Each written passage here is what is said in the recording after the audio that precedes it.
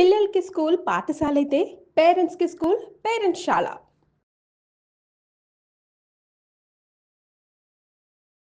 వాగర్థావివ సంపృక్తౌ వాగర్థ ప్రతిపత్తయే జగతః పితరౌ వందే పార్వతీ పరమేశ్వరౌ.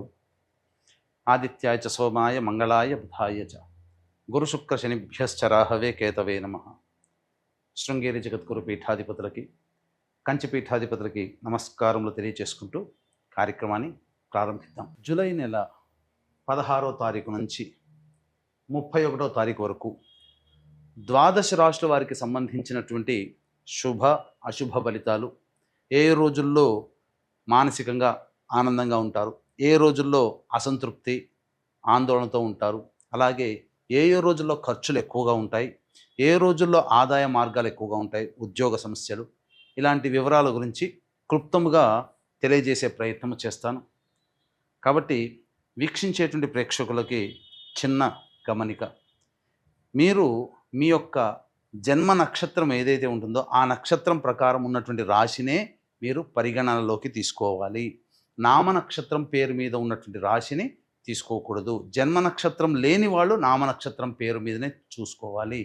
పైగా చాలామంది sun zodiac sign అంటే ఈ మంత్ నుంచి ఈ మంత్ మధ్యలో పుట్టినటువంటి వాళ్ళు ఒక రాశికి చెందుతారని చెప్పి సూర్యమాన సిద్ధాంతం ప్రకారం ఉంటుంది. అది ఈ చెప్పబోయేటువంటి ఫలితాలకి అది ఏమాత్రం కూడా సరిపోదు. అది విషయాన్ని గమనించుకొని చూసుకోవాలి.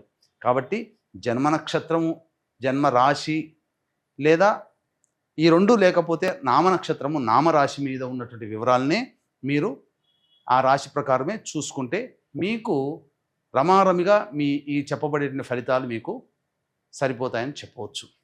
ఇక కార్యక్రమంలోకి బయలుదేరదాం. జూలై 16వ తారీఖు నుంచి 31వ తారీఖు వరకు మకర రాశిలో జన్మించినటువంటి వారికి ఏ విధంగా ఉండబోతుందో తెలుసుకునే ప్రయత్నం చేద్దాం. ఈ మకర రాశిలో జన్మించినటువంటి వారికి శుక్రుడు అనుకూలంగా ఉన్నటువంటి కారణం చేత 26వ తారీఖు వరకు చక్కటి శుభస్థితిలో ఉంటారు. అలాగే విలువైనటువంటి బంగారు ఆభరణాలు కానీ, వస్తువులు కానీ, దుస్తులు కానీ కొనుగోలు చేస్తారు. లగ్జరీ లైఫ్ని లీడ్ చేయడానికి ప్రయత్నం చేస్తారు. అన్ని విధాలుగా ఆనందదాయకంగా ఉంటుంది. ఇక 27, 28, 29, 30, 31 ఈ ఆఖరి 5 రోజులు మాత్రం కాస్త జాగ్రత్తగా ఉండండి. దంపతులతో కానీ, భాగస్వామ్య వ్యాపారాలతో కానీ, లేదా ఇతరులతో, స్త్రీలతో కానీ వాగ్వివాదాలు పెరిగే అవకాశం ఉంటుంది. గురుగ్రహం కూడా అనుకూలంగా లేని కారణం. ఈ కారణం చేత అనవసరమైనటువంటి విషయాల్లో ఖర్చులు అధికంగా ఉంటాయి. అలాగే ఆరోగ్యం పట్ల శ్రద్ధ వహించాల్సినటువంటి పరిస్థితి. ఇండైజేషన్ ప్రాబ్లంతో ఎక్కువగా సమస్యలు ఎదుర్కొంటారు. పెద్దలతో వాగ్వివాదాలు జరుగుతాయని చెప్పవచ్చు. ఇక రవి యొక్క సంచార ప్రభావము కాస్త బాధ్యతలు, రెస్పాన్సిబిలిటీస్ అంటారు, ఉద్యోగంలో కానీ వృత్తి వ్యాపారాల్లో కానీ పెరగడం ద్వారా కొంత సమస్యలు అనేటువంటివి ఎదుర్కోక తప్పదు. ఆందోళనగా ఉంటుంది. అనవసరమైనటువంటి బాధ్యతలు నిర్వర్తించడం ద్వారా మీకు టచ్ లేనటువంటి డిపార్ట్మెంట్స్లో ఉండడం, తద్వారా కొంత సమస్యలుగా ఎక్కువగా ఉంటాయని చెప్పవచ్చు. అయితే బుధుడు కూడా అనుకూలంగా లేని కారణం చేత ఈ యొక్క మకర రాశిలో జన్మించినటువంటి వారు పెట్టుబడులకి మీరు ముందుకు వెళ్ళకపోవడమే మంచిది. అనవసరంగా ఖర్చులు పెరుగుతాయి, లాస్ వచ్చే అవకాశం ఉంది. కాబట్టి సమయం అనుకూలంగా లేదు, కొంతకాలం తగ్గి ఉండండి. అలాగే కుజుడు, కేతువు కూడా అనుకూలంగా లేకపోవడం, అష్టమ కుజ ప్రభావం, ఆరోగ్యం పట్ల శ్రద్ధ వహించాలి. అలాగే కేతువు కూడా అనుకూలంగా లేడు. కాబట్టి అన్ని విధాలుగా మీకు శుభ సంకేతాలు కనబడటం లేదు ఈ యొక్క మకర రాశి వారికి. ఇక శని తృతీయ స్థానంలో వక్రీకరించి ఉండడం, రాహు ద్వితీయ స్థానంలో చూసినట్లయితే శుక్రుడు, శని తప్ప మిగతా ఏ గ్రహాలు కూడా అనుకూలంగా లేవు. కాబట్టి మిశ్రమం కంటే తక్కువ ఫలితాలని ఈ యొక్క మకర రాశిలో జన్మించినటువంటి వారికి చెప్పవచ్చు. ఈ రాశిలో జన్మించినటువంటి మహిళలు జాగ్రత్తలు పాటించండి. గౌరవ మర్యాదలకి లోటు ఉండదు, కానీ అనవసరమైనటువంటి ఖర్చులు పెరుగుతాయి. మీ దగ్గరికి వచ్చి మిమ్మల్ని ప్రేమగా మాట్లాడి కేవలం మీతో కొన్ని పనులు చేయించుకోవాలి, లేదా మీ దగ్గర ఉన్నటువంటి విలువైన వస్తువులు తీసుకోవాలి, డబ్బు పరంగా, వస్తువుల పరంగా అనేదే మీరు గ్రహించండి. ఏ తర్వాత మీరు ఎదుటి వాళ్ళకి మాటలకి లోబడిపోయారా, నష్టపోతారు. అలాగే ఈ రాశిలో జన్మించినటువంటి వారికి ప్రధానంగా సంతానం కోసం ఎదురు చూసేటువంటి వ్యక్తులకి చక్కటి శుభవార్త వింటారు. అలాగే వివాహం కావాల్సినటువంటి అబ్బాయిలు, అమ్మాయిలు బాగా కష్టపడితే తప్ప వివాహ సంబంధాలు కుదరవు. కాబట్టి జాగ్రత్తలు పాటించండి. ఇక విద్యార్థుల విషయానికి వచ్చినట్లయితే ఎక్కువగా శ్రమ కోరిస్తే తప్ప విద్య లభించదు, అలాగే విద్యాలయాల్లో ప్రవేశం కూడా లభించదు. కాబట్టి ఏతావాత ఈ యొక్క మకర రాశిలో జన్మించినటువంటి వారికి మిశ్రమం కంటే తక్కువ ఫలితాలని చెప్పవచ్చు. ఇక దైనందిన కార్యక్రమాల్లో 16 నుంచి 31 వరకు మంచి చెడు సంతోషము దుఃఖము ఎలా ఉంటాయో తెలుసుకునే ప్రయత్నం చేద్దాం.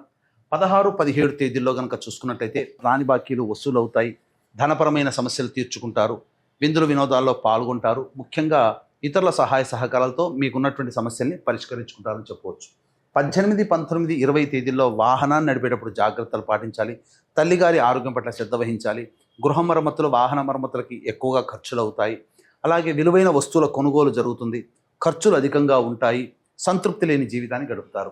21, 22 తేదీల్లో ప్రధానంగా అంతా అనుకూలంగా ఉన్నట్టుగానే ఉంటుంది, కానీ ఏది కార్యరూపం దాల్చదు, అన్ని ఆలోచనలకే పరిమితం అవుతాయి, ఏది ఇంప్లిమెంటేషన్ జరగదు.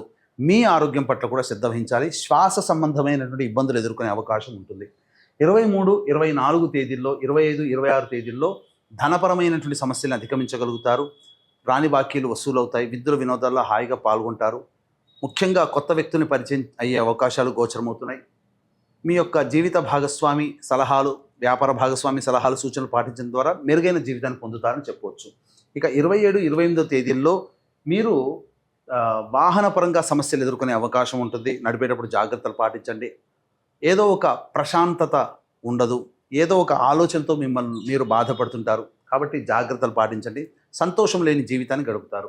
ఇక 29, 30, 31 తేదీల్లో తండ్రి గారి ఆరోగ్యం పట్ల శ్రద్ధ వహించాలి, సంతాన మూలకంగా విభేదాలు ఖర్చులు సమస్యలు పెరుగుతాయి, కాబట్టి జాగ్రత్తగా ఉండండి.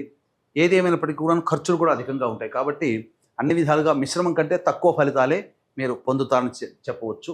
ఇక ఈ యొక్క మకర రాశిలో జన్మించినటువంటి వారికి ప్రధానంగా అంటే వీక్షించేటువంటి ప్రేక్షకులు కూడా గమనించాల్సినటువంటిది, కాశీ విశ్వేశ్వరుని యొక్క ఆజ్ఞ మేర కాశీ క్షేత్రంలో ఉండడం జరుగుతుంది.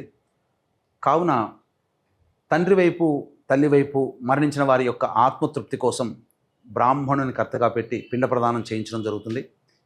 ఎక్కడైనా కానీ చేసిన దేవతలు పితృలోకానికి చేరవేస్తే ఫలితము పిండ ప్రదాన ఫలితం కాశీ క్షేత్రంలో సాక్షాత్తు మీ పితృదేవతలే వచ్చి స్వీకరిస్తారు. కాబట్టి ఇటువంటి అవకాశాన్ని మిస్ చేసుకోకండి. అలాగే గురువారము అమావాస్య పుష్యమి నక్షత్రం కలిసినటువంటి ఈ యొక్క అమావాస్య తిథి రోజున సాయంకాలం నిశి సమయంలో క్షేత్రపాలకురాలు కారాహి, క్షేత్రపాలకుడు కాలభైరుని యొక్క హోమాలతో పాటుగా ప్రత్యంగిర, బగళాముఖి, రాజశ్యామల, సుదర్శన హోమాది కార్యక్రమాలు మీ యొక్క జాతకరీత్యా ఉన్నటువంటి అన్ని రకాల సమస్యల నివారణ కోసం చేయించడం జరుగుతుంది. అవకాశం ఉన్నవాళ్ళు కార్యక్రమ తదనంతరం కాంటాక్ట్ చేసి పూర్తి వివరాలు తెలుసుకోవచ్చు. ఇక ఈ యొక్క మకర రాశిలో జన్మించినటువంటి వారు సమస్యల పరిష్కారం కోసం ప్రతిరోజు నవగ్రహాల చుట్టూ శివాయ నమః అంటూ 27 ప్రదక్షిణలు చేసి శివాలయ సందర్శనం చేసుకునే ప్రయత్నం చేయండి. చాలా సమస్యలు తగ్గుముఖం పడతాయి. ఇప్పుడు చెప్పినటువంటి వాటికంటే ఇంకా సమస్యలు ఎదుర్కొంటున్నట్లయితే దగ్గరలోని మంచి ఉపాసనాపరులైనటువంటి జ్యోతిషుల సలహాలు సూచనలు కనుక పాటిస్తే మరింత మెరుగైనటువంటి జీవితాన్ని పొందుతారని తెలియజేస్తూ సర్వం శ్రీ ఉమామహేశ్వర పరబ్రహ్మార్పణమస్తు.